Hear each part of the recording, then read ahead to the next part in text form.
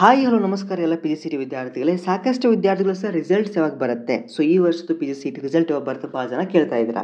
ನೋಡಿ ವಿದ್ಯಾರ್ಥಿಗಳ exact date ಹೇಳಕ್ಕೆ ಬರಲ್ಲ, ಬಟ್ ಈಗ ಅಪ್ಕಮಿಂಗ್ ಡೇಸ್ ಇದೆ ಅಲ್ವಾ, that may take around 3 to 5 days or sometimes also 8 days. Okay, depending on the KEA process ಅವರು ನಿಮಗೆ ರಿಲೀಸ್ ಮಾಡ್ತಾರೆ. ಎಕ್ಸಾಕ್ಟ್ ಡೇಟ್ ಹೇಳಕ್ಕೆ ಬರಲ್ಲ, ಬಟ್ ಇದ್ರ ನೆಕ್ಸ್ಟ್ ಸ್ಟೆಪ್ ಬರೋದು ನಿಮಗೆ ರಿಸಲ್ಟ್ ಇದೆ, ಅಥವಾ ಇಲ್ಲಿ ನಿಮ್ಮ ಫೀಸ್ ಸ್ಟ್ರಕ್ಚರ್ ಬಿಟ್ಬಿಟ್ಟು ಡ್ರಾಫ್ಟ್ ಸೀಟ್ ಮಾಡಿಸ್ ಕೊಟ್ಬಿಟ್ಟು ಆಮೇಲೆ ರಿಸಲ್ಟ್ ಕೊಡ್ಬೋದು, ಇಲ್ಲ ಫಸ್ಟ್ ರಿಸಲ್ಟ್ ಒಂದು ರ್ಯಾಂಕ್ ಲಿಂಕ್ ಕೊಟ್ಟು ಆ ನಂತರ ಅದನ್ನು ಕೂಡ ಬಿಡ್ಬೋದು. Okay, depend on the process, but ಇವಾಗ ಏನಪ್ಪ ಅಂದ್ರೆ ಆದಷ್ಟು ಬೇಗ ನಿಮ್ಗೆ ರಿಸಲ್ಟ್ ಬರುತ್ತೆ. Okay, that is confirm.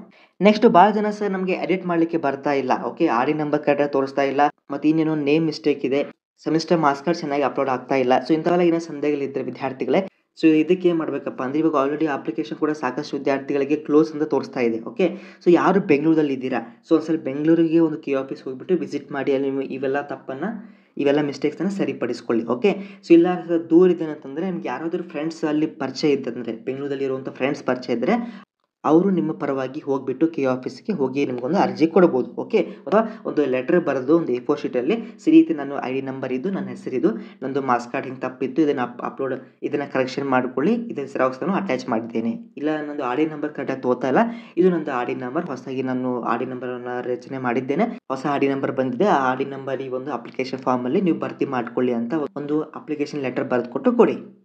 ಆಯಿತಾ, ಇದು ಫಸ್ಟ್ ಸ್ಟೆಪ್ ಮಾಡಿ, ಪ್ಲಸ್ ಇಮೇಲ್ ಕೂಡ ಮಾಡಿ. ಆಯಿತಾ, ಮತ್ತು ಭಾಳ ಜನ ಆಪ್ಷನ್ ಎಂಟ್ರಿ ಮತ್ತು ಎಡಿಟ್ ಲಿಂಕು ಭಾಳ ಜನ ಕನ್ಫ್ಯೂಸ್ ಮಾಡ್ಕೋತೀರಾ. ಸೊ ಆಪ್ಷನ್ ಎಂಟ್ರಿ ಅಂದರೆ ಬೇರೆ, ಎಡಿಟ್ ಲಿಂಕ್ ಅಂದರೆ ಬೇರೆ. ಓಕೆ, ಆಪ್ಷನ್ ಎಂಟ್ರಿ ಅಂತಂದರೆ ನಿಮಗೆ ಯಾವ್ಯಾವ ಕಾಲೇಜಸ್ ಇಷ್ಟ ಇದ್ದಾವೆ ಅದು ನಿಮ್ಗೆ ಆಪ್ಷನ್ಸ್ ಕೊಡಬೇಕು. Okay, that might be around 100 or 120 or 150 colleges. Okay, ಇದು ಆಪ್ಷನ್ಸ್ ಅಂದರೆ ಕಾಲೇಜಸ್ ಆಪ್ಷನ್ಸ್ ಕೊಡೋದು.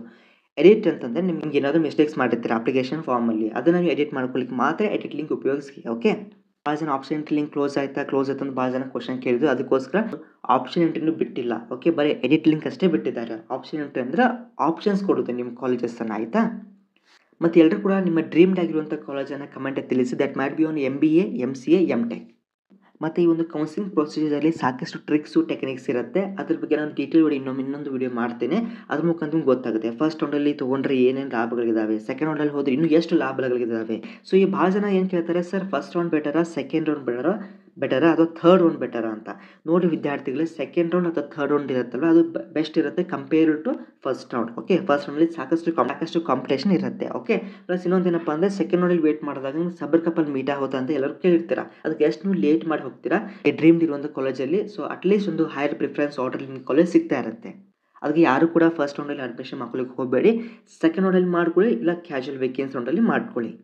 ಎನಿವೇ, ಆ ಒಂದು ರೌಂಡ್ ಬಂದಾಗ ನೀವೆಲ್ಲ ಕೂಡ ನನಗೆ ಇಂಡಿವಿಜುವಲಿ ನನಗೆ ಒಂದು ಕ್ವಶನ್ ಮಾಡುವಂಥ ನಿಮಗೆ ಸಲಹೆಯನ್ನು ನೀಡಿದ್ದೇನೆ.